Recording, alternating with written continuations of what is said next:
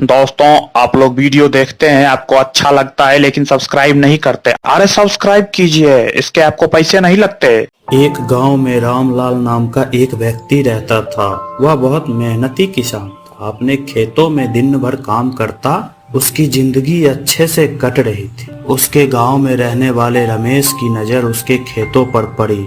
उसके खेतों को हड़पने के लिए वह परेशान रहा करता था। रमेश दिन भर इसी फिराक में रहता कि किसी भी तरह से मुझे रामलाल का खेत मिल जाए। मैं ऐसा कौन सा उलझन पैदा करूं कि वह खेत मुझे मिल जाए। बहुत सोचने के बाद रमेश को कुछ खुराफाती ख्याल आया और वह बहुत खुश हो गया। अब यह खेत मैं उससे ले लूंगा। अब होगा मेरा सपना पूरा। मैं बनूंगा उसके खेत का मालिक। दिन बीतने लगे। रामलाल की जिंदगी भी अच्छी चल रही थी। फिर एक बार ऐसा समय आया कि खेतों में उपज नहीं हुई। अब रामलाल परेशान हो गया। सोचने लगा, इस साल फसल नहीं हुआ। अब मैं क्या करूं? मुझे कोई उपाय नहीं दिख रहा। रामलाल को कुछ समझ नहीं आ रहा था। वह परेशान इधर उधर घूम रहा था। रमेश कुछ इसी मौके की तलाश में था। वह रामलाल के पास आकर बोलता, रामलाल भाई, आप परेशान दिख रहे हैं। मेरे होते हुए आप परेशान क्यों हैं?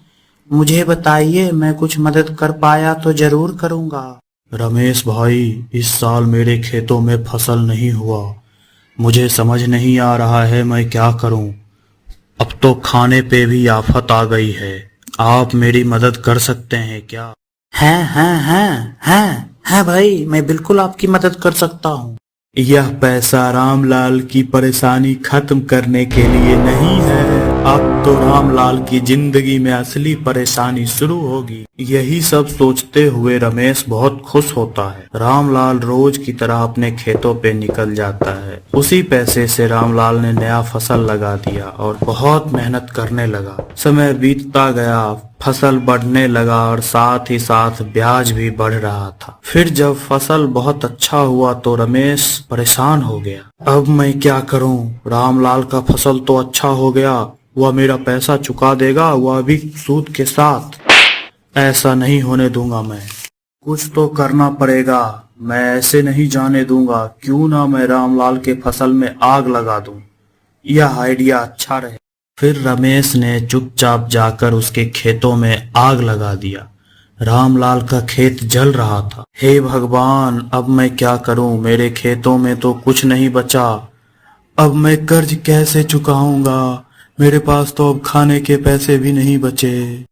कुछ दिनों बाद रामलाल के घर रमेश आया और आते ही बोला, रामलाल भाई, रामलाल भाई, मुझे मेरा पैसा चाहिए, ब्याज के साथ।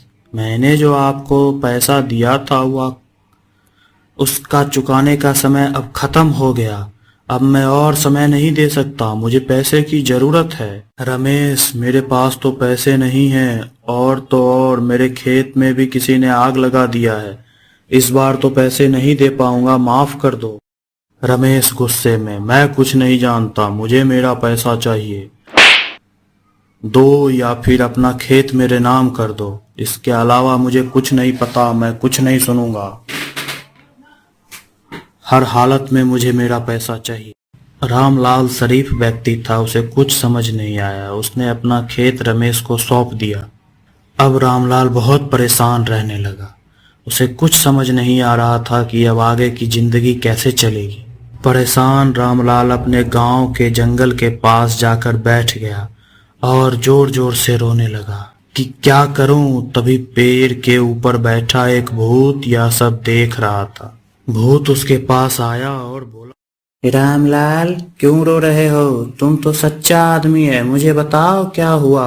मैं सब ठीक कर दूंगा। रामलाल भागने लगता है। वह जहां भी भागता है भूत उसे वहीं मिल जाता है। रामलाल परेशान होकर बैठ गया।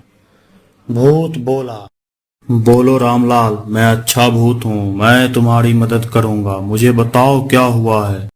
रामलाल ने सारी बात एक एक करके भूत को बता दिया। भूत बोला, ठीक है रामलाल, तुम परेशान ना हो। मैं जाकर देखता हूँ यह सब कैसे हुआ है। भूत रमेश के घर पहुंचता है और सब पता कर लेता है।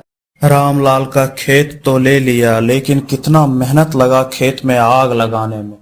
बहुत परेशान हो गया था मैं, आग में जलते जलते बचा। भूत को गुस्सा आने लगा, उसने रमेश को सबक सिखाने का सोचा। हा हा हा हा हा हा, मैं तुम्हें मारने आया हूँ, आज तुम मेरा शिकार बनोगे। मैंने तुम्हारा क्या बिगाड़ा है, मुझे छोड़ दो। तुम धूर्त है, लोगों को बर्बाद करता है, मैं तुम्हें जिंदा नहीं छोड़ूंगा। इतने में रामलाल वहां आ जाता है, भूत से विनती करता है, रमेश को माफ कर दो। भूत भाई, रमेश को माफ कर दो, इसे मत मारो, मेरी वजह से किसी को परेशानी हो, मुझे यह पसंद नहीं। रमेश, देखा तूने, जिसके खेत में आग लगाई वह तेरी जान बचा रहा है, आज तो मैं तुझे जान से मार देता। रमेश जाकर रामलाल के पैरों में गिर जाता है, माफी मांगने लगता है। रामलाल भाई, मुझसे गलती हो गई, मुझे माफ कर दो, मैं तुम्हारा खेत वापस करता हूँ, अब से मैं किसी के खेत पे बुरा नजर नहीं डालूंगा। रामलाल ने भूत को धन्यवाद कहा, भूत वहां से चला गया। रामलाल भी अब वापस अपने खेत को पाकर बहुत खुश हुआ। गांव वालों के बीच भूत का कहानी मशहूर होने लगा। अब किसी को न्याय करवाना होता तो वह भूतिया पेड़ के नीचे जाकर भूत से रिक्वेस्ट करता।